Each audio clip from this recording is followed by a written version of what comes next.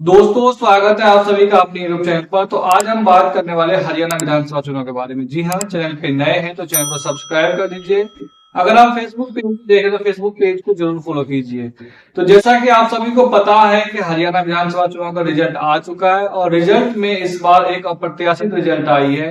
BJP ने पूरे 57 साल का रिकॉर्ड तोड़ करके रिकॉर्ड तीसरी बार हरियाणा के अंदर सत्ता में आ गई है। तो आज हम बात करने वाले हैं कि हरियाणा के अंदर कांग्रेस के 3 बड़ी गलती के बारे में जो है आज हम चर्चा करने वाले। जी हाँ, आज कांग्रेस के उन 3 गलतियों के बारे में चर्चा करेंगे जिसकी वजह से उन्हें सत्ता में आते आते वो रह गए हरियाणा के अंदर। तो पहला हम बात करते हैं कि टिकट वितरण के बारे में। जी हाँ, टिकट वितरण में इस बार जो कांग्रेस का सबसे बड़ा गलती है वो है टिकट वितरण। टिकट वितरण में जो उनके मौजूदा 30 विधायक थे, 30 विधायकों का टिकट जो है वो मतलब रिपीट कर दिया गया। जैसा कि आप सभी को पता है कि हरियाणा सरकार के साथ साथ कांग्रेस के मौजूदा विधायक जो था, जो सुस्त विधायक था, उनके खिलाफ भी भारी एंटी इनकम्बेंसी था ग्राउंड पे। और लोगों को लगा कि चलो कांग्रेस हरियाणा में तो आ ही रही है, लेकिन ये विधायक यहां से चुनाव नहीं जीतना चाहिए। तो लोगों ने यही सोच करके कि उन्हें दिमाग में ये था कि पूरे हरियाणा के अंदर तो कांग्रेस जीत ही रही है, तो चलो हम अपने अंदर ये विधायक जो हमारे इलाके का, इन्हें हम हरा देते हैं। हराने का रीजन ये था कि सुस्त थे, 5 साल तक वो ग्राउंड पे गए नहीं। और कांग्रेस की सबसे बड़ी गलती यही थी कि उन विधायकों का जो है टिकट फिर से दे दिया गया। और उन जो मौजूदा विधायक थे, उनमें से 15 ऐसे विधायक हैं जो चुनाव हार गए। जी हाँ, आपसे ये सबसे बड़ी खबर है कि 15 विधायक, मौजूदा विधायक जो था, सिटिंग एमएलए, वो चुनाव हार गए। तो कांग्रेस का सत्ता में नहीं आने का ये एक सबसे बड़ा कारण है। अब इसमें बहुतों का गलती बताया जा रहा है, मैं गलती मानता हूं कांग्रेस के रणनीतिकार और साथ ही साथ भूपेंद्र सिंह हुड्डा, क्योंकि इन दोनों ने मिलकर के ही टिकट वितरण किया था। और बताया यह जा रहा है कि ग्राउंड पे कांग्रेस के जो रणनीतिकार है सुनील कोनिगोलू, उनके अलावा सभी को पता था कि कांग्रेस के लिए बेहतर कैंडिडेट कौन हो सकता है। तो पहला गलती तो ये था। दूसरा गलती कांग्रेस पार्टी का ये था कि वो हाइब्रिड मॉडल पे चुनाव लड़ रहे थे। हाइब्रिड मॉडल क्या होता है ये हम आपको बताते हैं। हाइब्रिड मॉडल दरअसल आपने सुना होगा मध्य प्रदेश में। मध्य प्रदेश में भी लगभग यही कंडीशन था, कांग्रेस पार्टी के पास सत्ता में आने का पूरा पूरा चांसेस था। अंडर करंट था, राहुल गांधी ने पहले ही कह दिया था कि सत्ता में आने जा रहे हैं। लेकिन कांग्रेस के पास गलती कहाँ हुई, कांग्रेस ने कहा गलती की, हाईकमान ने गलती की हाइब्रिड मॉडल पे, यानी कमलनाथ के चेहरे पर जाके चुनाव लड़े। और वैसा ही हुआ हरियाणा के अंदर। हरियाणा के अंदर दरअसल कांग्रेस पार्टी को बता दूं आपको कि कांग्रेस पार्टी पूरी तरह से हुड्डा के ऊपर निर्भर हो गए। टिकट वितरण में भी हुड्डा की खूब चली, लगभग 70-72 सीटें जो है, 78 सीटें हुड्डा ने अपने समर्थकों को दिलवाया। और साथ ही साथ कांग्रेस पार्टी पूरी तरह से हुड्डा परिवार के ऊपर डिपेंडेंट हो गए।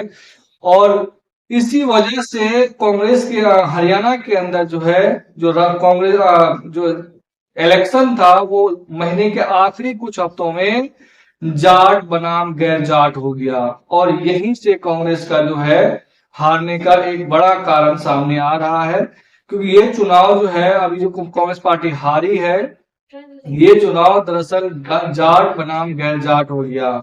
और गैर जाट वोटर जो था वो बिल्कुल साइलेंट हो गया और वो बीजेपी को जाके वोट कर दिया, जिसकी वजह से कांग्रेस पार्टी को यहाँ हार का सामना करना पड़ा। जहां जहां कांग्रेस पार्टी ने हाइब्रिड मॉडल अपनाया है, वहां वहां कांग्रेस को बुरी हार देखना पड़ा है। चाहे वो राजस्थान हो, चाहे वो मध्य प्रदेश के कमलनाथ हो, और चाहे हरियाणा के अंदर भूपेंद्र सिंह हुड्डा हो। ये तीनों ओल्ड गार्ड है और कांग्रेस पार्टी ने इन तीनों ही राज्यों में इनके भरोसे चुनाव लड़े और उन्हें हार का सामना करना पड़ा। बता दूं आपको, राजस्थान में अशोक गहलोत सत्ता छोड़ना ही नहीं चाह रहे थे। आपको याद होगा कि उन्होंने बगावत तक कर लेते हाईकमान से, तत्कालीन राष्ट्रीय अध्यक्ष सोनिया गांधी से उन्होंने कुछ कुर्सी नहीं छोड़ी। और उन्होंने जिद कर लिया था कि उनके जो समर्थक विधायक है जिन्होंने उसे साथ दिया सरकार बचाने में, उन्हें टिकट दिया जाए। और जिद करके उन्हें टिकट दिलवा भी दिया।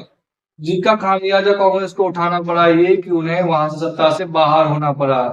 दरअसल तमाम रणनीतिकारों का मानना था कि कांग्रेस को सचिन पायलट के चेहरे पे चुनाव लड़ना चाहिए था। सचिन पायलट के चेहरे पे चुनाव लड़ते तो वहां पर जो है सत्ता में आ सकती थी। वही गलती मध्य प्रदेश में हुआ और वही गलती अब हरियाणा के अंदर हुआ कि सत्ता में आते आते माहौल बिल्कुल अच्छा खासा बना हुआ और फिर भी कांग्रेस सत्ता में नहीं आ पाई। तो ये कुल मिलाकर कहा जा सकता है कांग्रेस हाईकमान की भी यहाँ पर गलती है और उसके रणनीतिकारों का भी। तीसरा सबसे बड़ा गलती जो बताया जा रहा है वो ये है कि जो कांग्रेस के क्षेत्रप है यानी स्थानीय नेता जो है वो आपसी गुटबाजी में मशगूल रहे और चुनाव प्रचार सही ढंग से किए ही नहीं। इसमें सबसे बड़ा गुनाहगार अगर हम मानेंगे, दोषी मानेंगे, तो वो थी कुमारी सैलजा। कुमारी सैलजा की लगातार 10 दिन घर बैठ जाने की वजह से दलित वोटर जो है वो गुमराह हो गए। और उसी बीच में आकर के मनोहर लाल खट्टर ने ये बयान दे दिया कि कुमारी सैलजा जो है वो बीजेपी में आना चाहती है, उनका स्वागत है, हम उन्हें मुख्यमंत्री बनाएंगे। दरअसल ये मनोहर लाल खट्टर का एक गुगली था दलित वोटों को बांटने में, और यही हुआ। उनका जो ये बयान था वो पूरे हरियाणा के अंदर फैला दिया बीजेपी ने, उनके सोशल मीडिया का आईटी सेल ने, और दलितों के दिमाग में ये होने लगा कि दलित आप तो कांग्रेस पार्टी के अंदर सैलजा रहेगी नहीं तो फिर उसे वोट देगी कोई फायदा होगा नहीं, और दलित वोट भी बिल्कुल तरीके से छिटक गया। जिस तरह से कांग्रेस पार्टी मान रहे थे कि उन्हें दलित वोट मिलेंगे, लेकिन वो वोट जो है हरियाणा के अंदर नहीं मिल पाया। कुछ ऐसे सीट है जाट बेल्ट में भी 5 सीटें ऐसे हैं जहां पर जाट बहुल सीट होने के बावजूद भी हार गए। जैसे डब्बाली सीट हो गया जहां से अमित सिहाग चुनाव हार गए। उसके बाद कई ऐसी सीटें हैं और बताया जा रहा है कि कांग्रेस पार्टी के अंदरूनी कलह। तीसरा रीजन, सबसे बड़ा रीजन है वो ये है कि कांग्रेस पार्टी का स्थानीय क्षेत्र मुख्यमंत्री बनने के लिए आपस में ही खींचतान करना शुरू कर दिया।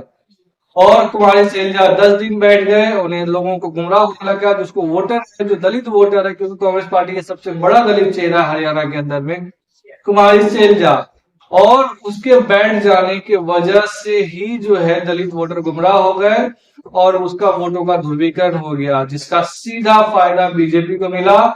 और बीजेपी तीसरी बार सत्ता में आने का मतलब सत्ता में आ चुके हैं।